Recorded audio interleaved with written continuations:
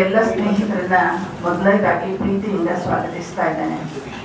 ನಾವು BM ರೋಹಿಣಿ ಅಭಿನಂದನಾ ಸಮಿತಿಯಿಂದ ಈ ಪತ್ರಿಕಾಗೋಷ್ಠಿಯನ್ನ ನಡೆಸ್ತಾ ಇದ್ದೇವೆ.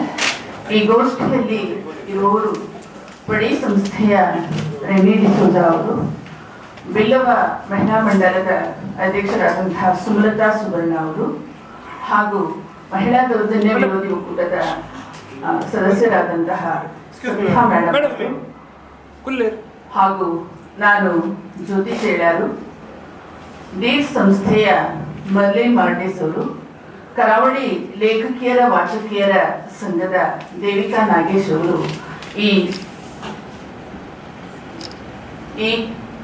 ಗೋಷ್ಠಿಯಲ್ಲಿ ಉಪಸ್ಥಿತರಿದ್ದೇವೆ.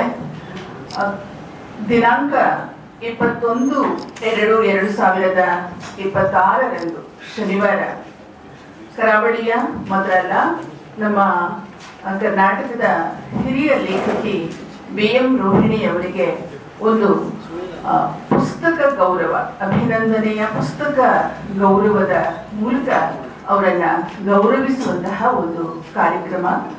ಅವರ ಬದುಕು, ಅವರ ಬರಹ ಮತ್ತು ಅವರ ವ್ಯಕ್ತಿತ್ವ ಇವೆಲ್ಲವನ್ನ ಅನಾವರಣಗೊಳಿಸ್ತಾ ಸುಮಾರು 12 ಸಂಘಟನೆಗಳು ಸೇರಿ ಬಹಳ ಆಪ್ತವಾಗಿ ಮತ್ತು ಬಹಳ ವಿಶಿಷ್ಟವಾಗಿ ಈ ಕಾರ್ಯಕ್ರಮವನ್ನ ಆಯೋಜಿಸಿದ್ದೇವೆ. ಸೊ ಈ ಕಾರ್ಯಕ್ರಮದ ಬಗ್ಗೆ ಯಾಕೆ ಮಾಡ್ತೇವೆ ಅನ್ನೋದರ ವಿವರಗಳನ್ನ ಇಲ್ಲಿರುವ ಎಲ್ಲರೂ ತಮ್ಮ ತಮ್ಮ ಅಭಿವ್ಯಕ್ತಿಯ ನೆಲೆಯಲ್ಲಿ ಅದನ್ನ ಹೇಳಿದ್ದಾರೆ. ಎಲ್ರಿಗೂ ವಂದನೆಗಳು.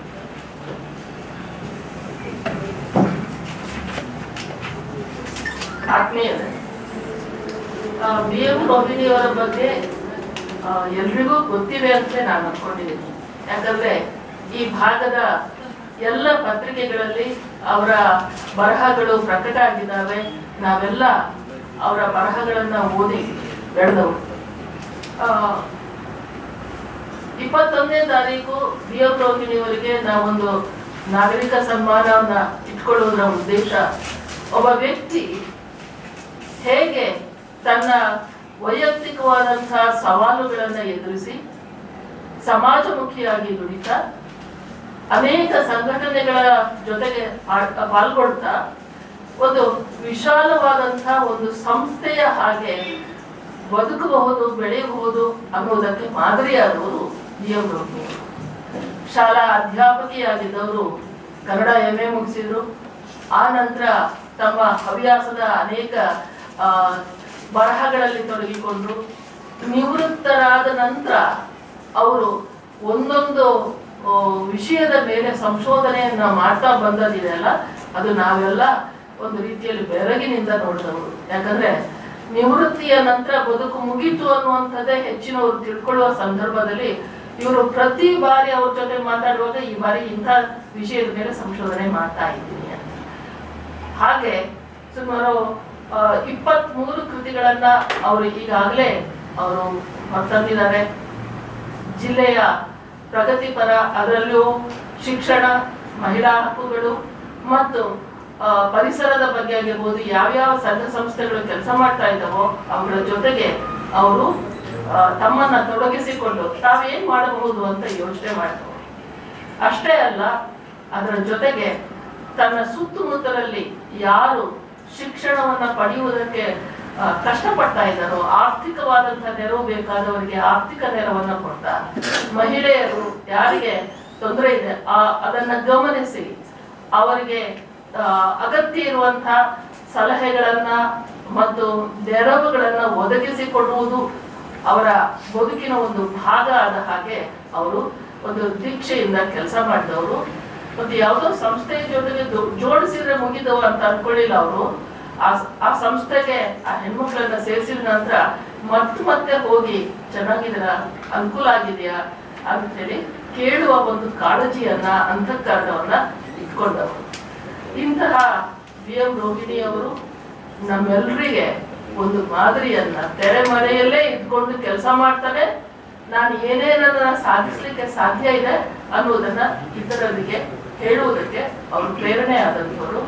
ಅಂಥವರಿಗೆ ಕರಾವಳಿ ಲೇಖಕಿಯರ ವಾಚಕಿಯರ ಸಂಘದಿಂದ ತೊಡಗಿ ಇಲ್ಲಿರುವಂತಹ ಹಲವು ಸಂಘಟನೆಯ ಪ್ರತಿನಿಧಿಗಳು ಎಲ್ಲರೂ ಇದ್ದೀವಲ್ಲ, ಎಲ್ಲರೂ ಸೇರಿಕೊಂಡು ಒಟ್ಟಾಗಿ ಅಭಿನಂದನೆಯನ್ನ ಮತ್ತು ನಾಗರಿಕ ಸನ್ಮಾನವನ್ನ ನೀಡಬೇಕು ಅಂತಂದಿದ್ದೀವಿ.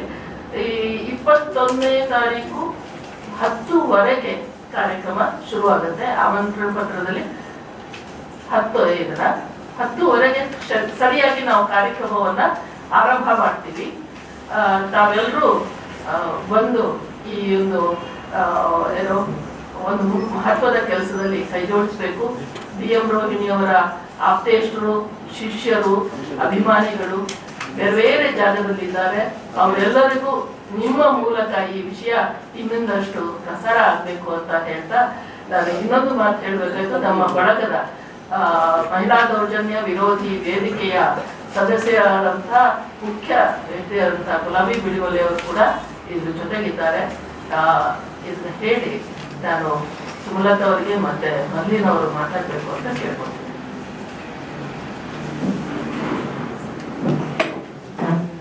ಅಖಿಲ ಭಾರತ ಬಿಲ್ಲವರ ಯೂನಿಯನ್ ಮಹಿಳಾ ಸಂಘದ ಅಧ್ಯಕ್ಷೆಯಾಗಿ ನಾನು ವೇದಿಕೆ ಮೇಲಿದ್ದೇನೆ. BM ರೋಹಿಣಿಯವರ ಕೊಡುಗೆ ನಮ್ಮ ಮಹಿಳಾ ಸಂಘಕ್ಕೆ ಅಪಾರವಾದದ್ದು. ಅವರ ಪ್ರತಿಯೊಂದು ನಮ್ಮ ಕಾರ್ಯಕ್ರಮದಲ್ಲೂ ಭಾಗವಹಿಸುವ ಜೊತೆಗೆ ಬಹಳಷ್ಟು ಸಹಕಾರ ನೀಡಿದ ಹಿರಿಯ ವ್ಯಕ್ತಿಯವರು. ಅವರಿಗೆ ಇಂದು ಅಭಿನಂದನಾ ಈ ಕಾರ್ಯಕ್ರಮದಲ್ಲಿ ನಾವು ಅವರ ಜೊತೆಯಲ್ಲಿ ಇದ್ದೇವೆ ನಿಟ್ಟಿನಲ್ಲಿ ಅಖಿಲ ಭಾರತ ಬಿಲ್ಲವರ ಮಹಿಳಾ ಸಂಘ ಸಂಪೂರ್ಣ ಸಹಕಾರವನ್ನು ನೀಡ್ತಾ ಇದ್ದೀವಿ.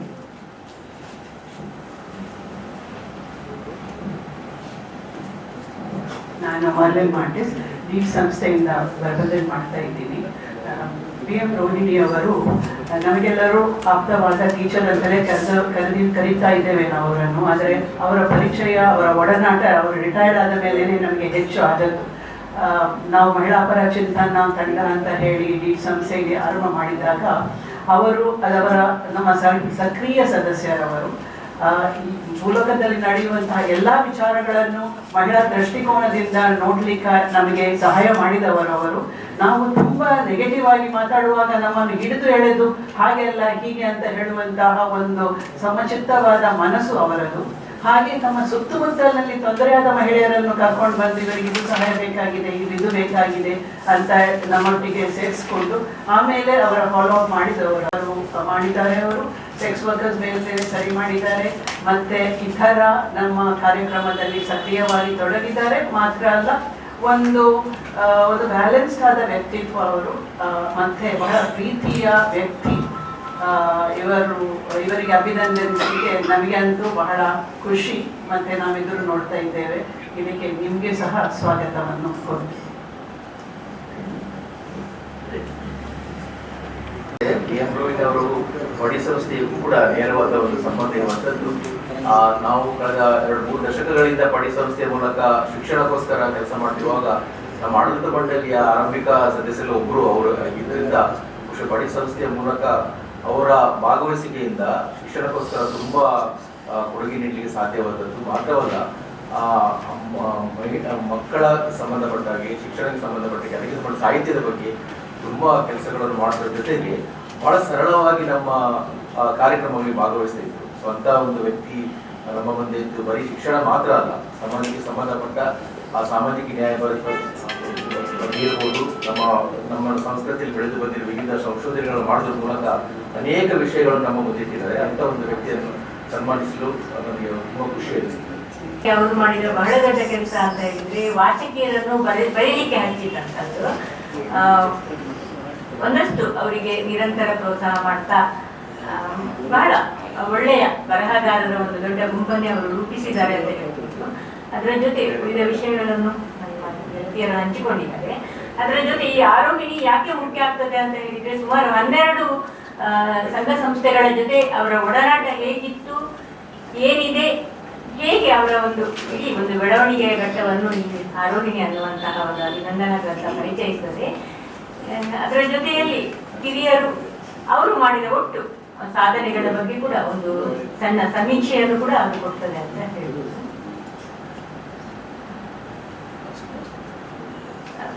ಈಗಾಗಲೇ ನಮ್ಮ ಗೆಳತಿಯರು ಹೇಳಿದ ಹಾಗೆ BM ರೋಹಿಣಿ ಮುಖ್ಯ ಆಗುವುದು ವಿದ್ಯಾರ್ಥಿಗಳಿಗೆ ಅವರು ನೀಡಿದ ನಿರಂತರ ಪ್ರೋತ್ಸಾಹ ಇರ್ಬೋದು.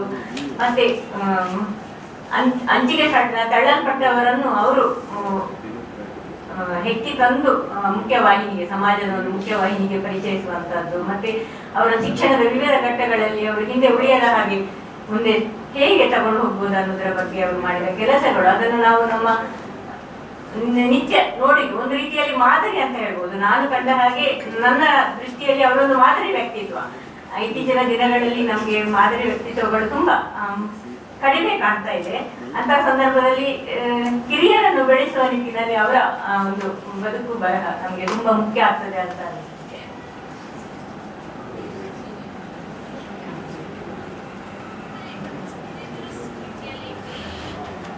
ರೋಹಿಣಿ ಅವರ ಬಗ್ಗೆ, ರೋಹಿಣಿ ಟೀಚರ್ ಅವರು ನಮ್ಮನ್ನ ಬೆಳೆಸಿದ್ದು ಬಹಳ ಮುಖ್ಯ.